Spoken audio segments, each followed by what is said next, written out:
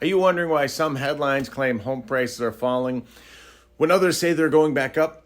It's because reports use the median home sales price, and sometimes this approach isn't the best in today's market. Let me show you why. Here's how a median works. Let's say you have 3 coins. If you line them up based on their value, the median is it's the one in the middle. With 1 nickel and 2 dimes, that's 10 cents. With 2 nickels and a dime, the median is 5 cents. The coin values remain the same. The data is just skewed by the mix.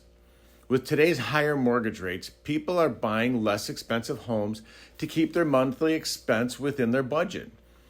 And that's causing the median home prices to decline. That's the median. So you're going to continue to see headlines that don't paint the full picture. When you do, remember the coins. Just because the median goes down, it doesn't mean prices are falling. If you have questions about other things you're seeing in the news, about the housing market, I can help. I know what's going on nationally and in our local market. Let's connect. Give me a call. I'm Jim Starwalt, leader of the Star Home Team at Better Homes and Gardens Real Estate. Give me a call today.